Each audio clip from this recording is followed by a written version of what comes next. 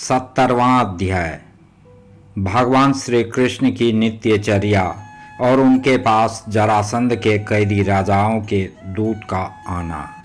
श्री शुकदेव जी कहते हैं, परीक्षित, जब सवेरा होने लगता, कुक्कुट अर्थात मुर्गे बोलने लगते, तब वे श्री कृष्ण पत्नियां, जिनके कंठ में श्री कृष्ण ने अपनी भुजा डाल रखी है, उनके विछोह की आशंका से व्याकुल हो जाती और उन मुर्गों को कोसने लगती। उस समय पारिजात की सुगंध से सुवासित भीनी भीनी वायु बहने लगती। भौरे ताल स्वर से अपने संगीत की तान छेड़ देते। पक्षियों की नींद उचट जाती और वे वंदीजनों की भांति भगवान श्री कृष्ण को जगाने के लिए मधुर स्वर से कलरव करने लगते।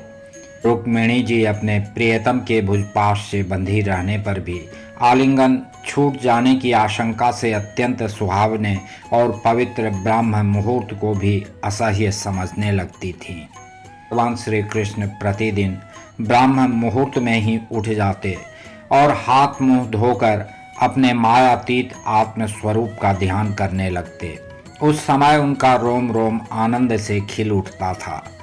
परीक्षित, भगवान का वह आत्म स्वरूप सजातीय, विजातीय और स्वगत भेद से रहित एक अखंड है, क्योंकि उसमें किसी प्रकार की उपाधि या उपाधि के कारण होने वाला अन्य वस्तु का अस्तित्व नहीं है, और यही कारण है कि वह अविनाशी सत्य है। जैसे चंद्रमा सूर्य आदि नेत्र इंद्रिय के द्वारा और नेत्र इंद्रिय चंद्रमा सूर्य आदि के द्वारा प्रकाशित होती है, वैसे वह आत्मस्वरूप दूसरे के द्वारा प्रकाशित नहीं, स्वयं प्रकाश है।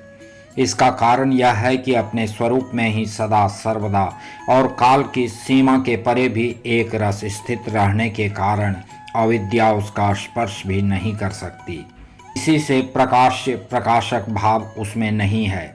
जगत की उत्पत्ति, स्थिति और नाश की कारण भूता ब्रह्म शक्ति, विष्णु शक्ति और रुद्र शक्तियों के द्वारा केवल इस बात का अनुमान हो सकता है कि वह स्वरूप एक रस सत्ता रूप और आनंद स्वरूप है। उसी को समझाने के लिए ब्रह्म नाम से कहा जाता है। भगवान श्री कृष्ण अपने उसी आत्म स्वरूप का प्रतिदिन ध्यान करते। इसके बाद वे विधि पूर्वक निर्मल और पवित्र जल में स्नान करते, फिर शुद्ध धोती पहनकर दुपट्टा ओढ़कर यथाविधि नित्य कर्म संध्या वंदन आदि करते। इसके बाद हवन करते और मौन होकर गायत्री का जप करते। क्यों ना हो, वे सत्पुरुषों के पात्र आदर्श जो हैं। इसके बाद सूर्योदय होने के समय सूर्योपस्थान करते और अपने कला स्वरूप देवता, ऋषि तथा पितरों का तर्पण करते। फिर कुल के बड़े बूढ़ों और ब्राह्मणों की विधि पूर्वक पूजा करते। इसके बाद परम मनस्वी श्री कृष्ण दुधारू, पहले पहल ब्याही हुई बछड़ों वाली सीधी शांत गौओं का दान करते।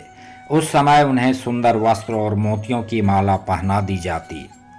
सींग में सोना और खुरों में चांदी मढ़ दी जाती। वे ब्राह्मणों को वस्त्राभूषणों से सुसज्जित करके रेशमी वस्त्र, मृगचर्म और तिल के साथ प्रतिदिन 13,084 गौएं इस प्रकार दान करते। तदनंतर अपनी विभूति रूप गौ, ब्राह्मण, देवता, कुल के बड़े बूढ़े, गुरुजन और समस्त प्राणियों को प्रणाम करके मांगलिक वस्तुओं का स्पर्श करते। परीक्षित, यद्यपि भगवान के शरीर का सहज सौंदर्य ही मनुष्य लोक का अलंकार है, फिर भी वे अपने पीताम्बरादि दिव्य वस्त्र, कौस्तुभादि आभूषण, पुष्पों के हार और चंदनादि दिव्य अंगराग से अपने को आभूषित करते। इसके बाद वे घी और दर्पण में अपना मुखार विंद देखते, गाय, बैल, ब्राह्मण और देव प्रतिमाओं का दर्शन करते। फिर पूर्ववासी और अंतःपुर में रहने वाले चारों वर्णों के लोगों की अभिलाषाएं पूर्ण करते और फिर अपनी अन्य अर्थात ग्रामवासी प्रजा की कामना पूर्ति करके उसे संतुष्ट करते और इन सब को प्रसन्न देखकर स्वयं बहुत ही आनंदित होते। वे पुष्पमाला, तांबूल, चंदन और अंगराग आदि वस्तुएं पहले ब्राह्मण, स्वजन संबंधी, मंत्री और रानियों को बांट देते और उनसे बची हुई स्वयं अपने काम में लाते। भगवान यह सब काम करते होते तब तक दारुक नाम का सारथी सुग्रीव आदि घोड़ों से जुता हुआ अत्यंत अद्भुत रथ ले आता और प्रणाम करके भगवान के सामने खड़ा हो जाता। इसके बाद भगवान श्री कृष्ण सात्विकी और उद्धव जी के साथ अपने हाथ से सारथी का हाथ पकड़कर रथ पर सवार होते, ठीक वैसे ही जैसे भुवन भास्कर भगवान सूर्य उदयाचल पर आरूढ़ होते हैं। उस समय रनिवास की स्त्रियां लज्जा एवं प्रेम से भरी चितवन से उन्हें निहारने लगती और बड़े कष्ट से उन्हें विदा करती। भगवान मुस्कुराकर उनके चित्त को चुराते हुए महल से निकलते।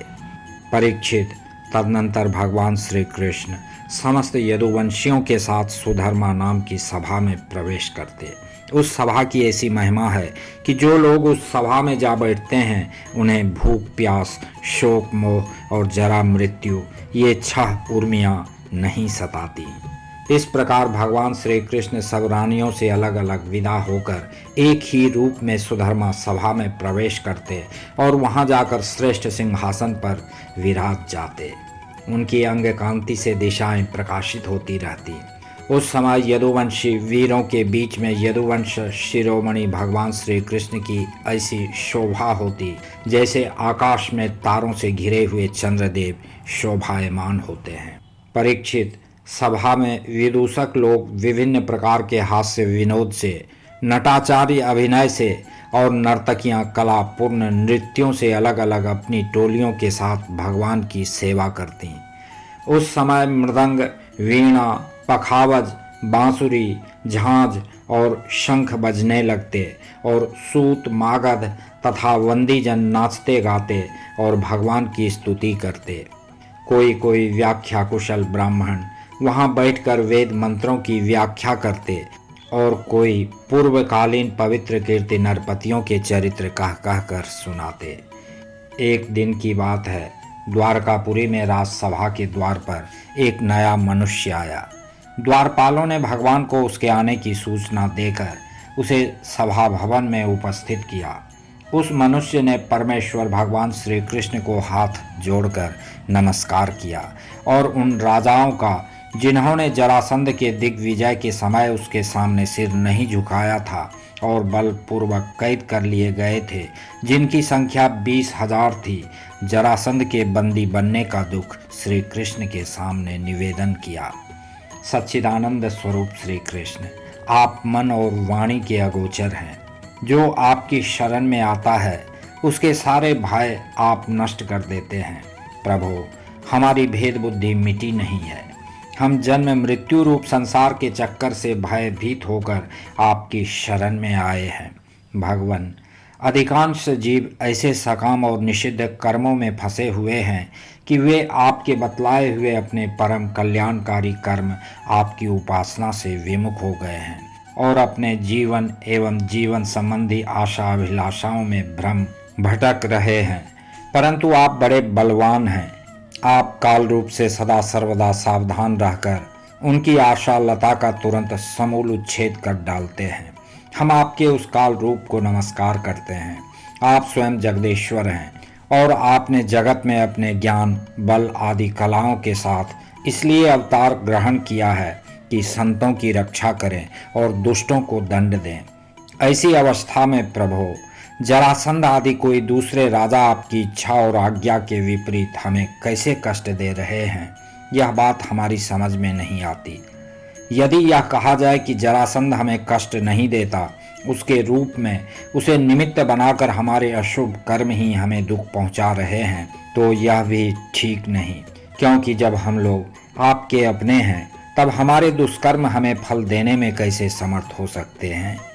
इसलिए आप कृपा करके अवश्य ही हमें इस क्लेश से मुक्त कीजिए। प्रभु, हम जानते हैं कि राजा पने का सुख प्रारब्ध के अधीन एवं विषय साध्य है और सच कहें तो स्वप्न सुख के समान अत्यंत तुच्छ और असत है। भगवान, आपके चरण कमल शरणागत पुरुषों के समस्त शोक और मोहों को नष्ट कर देने वाले हैं। इसलिए आप ही जरासंध रूप कर्मों के बंधन से हमें छुड़ाइए। प्रभु, यह अकेला ही 10,000 हाथियों की शक्ति रखता है और हम लोगों को उसी प्रकार बंदी बनाए हुए है जैसे सिंह भेड़ों को घेर रखे। चक्रपाणे, आपने 18 बार जरासंध से युद्ध किया और 17 बार उसका मान मर्दन करके उसे छोड़ दिया, परंतु एक बार उसने आपको जीत लिया। हम जानते हैं कि आपकी शक्ति, आपका बल पौरुष अनंत है, फिर भी मनुष्यों का सा आचरण करते हुए आपने हारने का अभिनय किया, परंतु इसी से उसका घमंड बढ़ गया है। हे अजित, अब वह यह जानकर हम लोगों को और भी सताता है कि हम आपके भक्त हैं, आपकी प्रजा हैं। अब आपकी जैसी इच्छा हो वैसा कीजिए। दूत ने कहा, भगवान, जरासंध के बंदी नरपतियों ने इस प्रकार आपसे प्रार्थना की है। वे आपके चरण कमलों की शरण में हैं और आपका दर्शन चाहते हैं। आप कृपा करके उन दीनों का कल्याण कीजिए। श्री सुखदेव जी कहते हैं, परीक्षित, राजाओं का दूत इस प्रकार कह ही रहा था कि परम तेजस्वी देवर्षि नारद जी वहां आ पहुंचे। उनकी सुनहरी जटाएं चमक रही थीं। उन्हें देखकर ऐसा मालूम हो रहा था मानो साक्षात भगवान सूर्य ही उदय हो गए हों। ब्रह्मा आदि समस्त लोकपालों के एकमात्र स्वामी भगवान श्री कृष्ण उन्हें देखते ही सभासदों और सेवकों के साथ हर्षित होकर उठ खड़े हुए और सिर झुकाकर उनकी वंदना करने लगे। जब देवर्षि नारद आसन स्वीकार करके बैठ गए, तब भगवान ने उनकी विधि पूर्वक पूजा की और अपनी श्रद्धा से उनको संतुष्ट करते हुए वे मधुर वाणी से बोले, देवर्षि, इस समय तीनों लोकों में कुशल मंगल तो है ना? आप तीनों लोकों में विचरण करते रहते हैं। इससे हमें यह बहुत बड़ा लाभ है कि घर बैठे सबका समाचार मिल जाता है। ईश्वर के द्वारा रचे हुए तीनों लोकों में ऐसी कोई बात नहीं है जिसे आप ना जानते हों। अतः हम आपसे यह जानना चाहते हैं कि युधिष्ठिर आदि पांडव इस समय क्या करना चाहते हैं। देवर्षि नारद ने कहा, सर्वव्यापक अनंत, आप विश्व के निर्माता हैं और इतने बड़े मायावी हैं कि बड़े बड़े मायावी ब्रह्मा जी आदि भी आपकी माया का पार नहीं पा सकते। प्रभु, आप सबके घट घट में अपनी अचिंत्य शक्ति से व्याप्त रहते हैं, ठीक वैसे ही जैसे अग्नि लकड़ियों में अपने को छिपाए रखता है। लोगों की दृष्टि सत्ववादी गुणों पर ही अटक जाती है, इससे आपको वे नहीं देख पाते। मैंने एक बार नहीं अनेकों बार आपकी माया देखी है, इसलिए आप जो यों अनजान बनकर पांडवों का समाचार पूछते हैं, इससे मुझे कोई कौतूहल नहीं हो रहा है। भगवान, आप अपनी माया से ही इस जगत की रचना और संहार करते हैं और आपकी माया के कारण ही यह असत्य होने पर भी सत्य के समान प्रतीत होता है। आप कब क्या करना चाहते हैं, यह बात भली भांति कौन समझ सकता है। आपका स्वरूप सर्वथा अचिंतनीय है। मैं तो केवल बार बार आपको नमस्कार करता हूँ। शरीर और इससे संबंध रखने वाली वासनाओं में फंसकर जीव जन्म मृत्यु के चक्कर में भटकता रहता है तथा यह नहीं जानता कि मैं इस शरीर से कैसे मुक्त हो सकता हूँ। वास्तव में उसी के हित के लिए आप नाना प्रकार के लीला अवतार ग्रहण करके अपने पवित्र यश का दीपक जला देते हैं, जिसके सहारे वह इस अनर्थकारी शरीर से मुक्त हो सके। इसलिए मैं आपकी शरण में हूँ।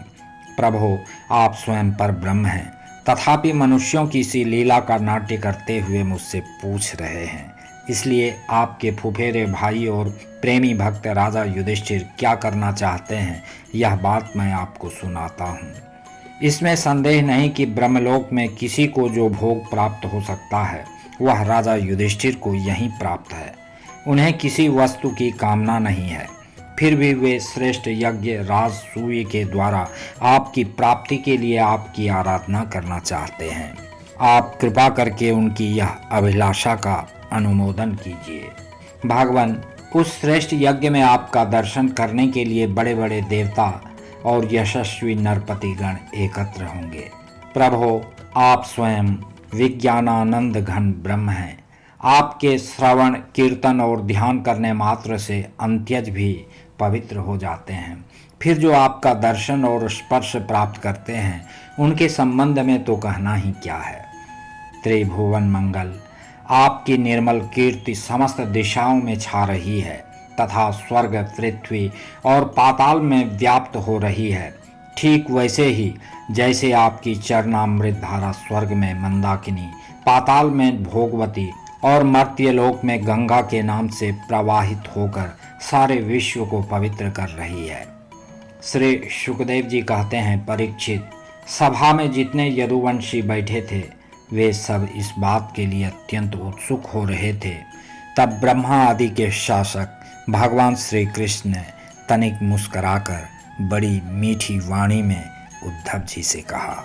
भगवान श्री कृष्ण ने कहा, उद्धव, तुम मेरे हितैषी सुहृद हो, शुभ सम्मति देने वाले और कार्य के तत्व को भली भांति समझने वाले हो, इसीलिए हम तुम्हें अपना उत्तम नेत्र मानते हैं। अब तुम ही बताओ कि इस विषय में हमें क्या करना चाहिए। तुम्हारी बात पर हमारी श्रद्धा है, इसलिए हम तुम्हारी सलाह के अनुसार ही काम करेंगे। जब उद्धव जी ने देखा कि भगवान श्री कृष्ण सर्वज्ञ होने पर भी अनजान की तरह सलाह पूछ रहे हैं, तब वे उनकी आज्ञा शिरोधार्य करके बोले,